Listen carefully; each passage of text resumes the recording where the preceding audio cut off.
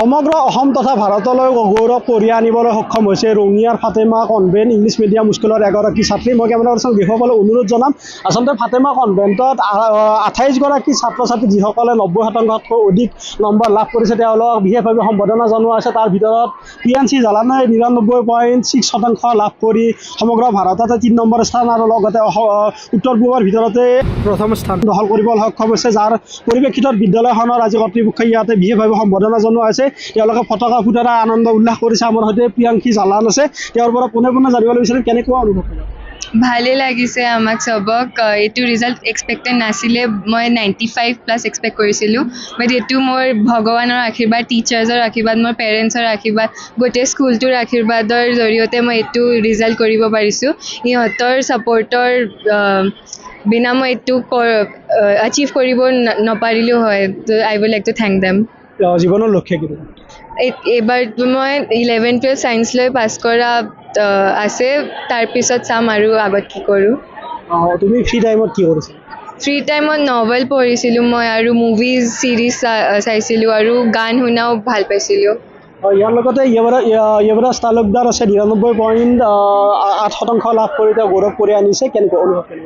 মোৰ ভালে লাগিল এইটো ৰিজাল্ট পাই, মানে ইমান এক্সপেক্ট কৰিছিলোঁ, যদি পালোঁ যে এইটো মোৰ থেংকছ, মানে ভগৱানক ধন্যবাদ জনাইছোঁ। আৰু স্কুলখনে বহুত কিবা কৰিছে মোৰ বাবে, আমাক সকলোকে এনকাৰেজ কৰিছে, বহুত কিবা ৰিচোৰ্চ কৰিছে, আমাক বেলেগ এক্সট্ৰা কাৰিকুলাৰ এক্টিভিটিছত এনকাৰেজ সেইবিলাক পাৰ্ট ল'ব দিছে।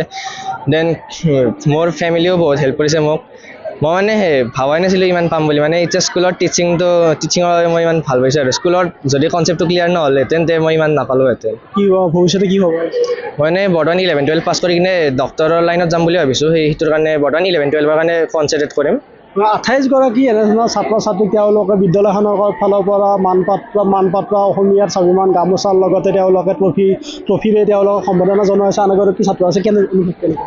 ভাল লাগিছে, বহুতখিনি ভাল লাগিছে, আৰু কষ্ট কৰা ফল হিচাপে বহুতেই পাইছে। আৰু স্কুলৰ বহুতখিনি ইয়াতে কভাৰেশ্যন আছিল, সিহঁতে যিখিনি পঢ়ায় সেইখিনি যাই কিনে ঘৰত পঢ়িলে বহুতখিনি সহায় হয়, আৰু তাৰে কাৰণে আমাৰ এইবাৰ স্কুলে বহুত ভাল ৰিজাল্ট কৰি আনিছে।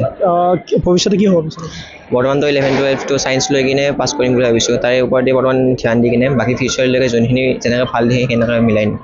হয়, ভৱিষ্যতে সুনাগৰিক সকলোৰে এটাই কথা যে তেওঁলোকে ভৱিষ্যতে এগৰাকী সুনাগৰিক হোৱাৰ লগতে তেওঁলোকে যাতে নাম কমাব পাৰে। আমাৰ সৈতে বিদ্যালয়খনৰ প্ৰধান শিক্ষয়িত্ৰী আছে, প্ৰধান অধ্যক্ষ আছে, তেওঁৰ পৰা পোনে জানিব বিচাৰিম আৰু কেনেকুৱা লাগিছে?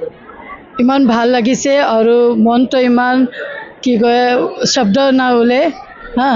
Or I am very immense joy with pride and happiness for this excellent result, and may God bless all our students for the excellent performance, because we also never expected our students will be so high, and they have made us really proud, and our school in Rangia has really shined, and may it continue.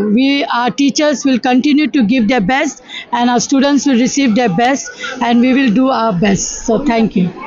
সকলোৱে আচলতে তেওঁলোকে ফূৰ্তি কৰিছে, তেওঁলোকে আচলতে পতাকা ফুটাই এনেধৰণে আনন্দ কৰা পৰিলক্ষিত হৈছে, যাক লৈ উখল মাখল পৰিৱেশ বিৰাজ কৰিছে ৰঙিয়াৰ ফাতেমা কনভেন্ট ইংলিছ মিডিয়াম স্কুলত। আপুনি বিচৰা বাতৰি পাব কেৱল নিউজ 18 এপত। নিউজ 18 এপ ডাউনলোড কৰিবলৈ স্কেন কৰক এই QR কোড। গুগল প্লে ষ্টৰতো পাব এই নিউজ 18 এপ।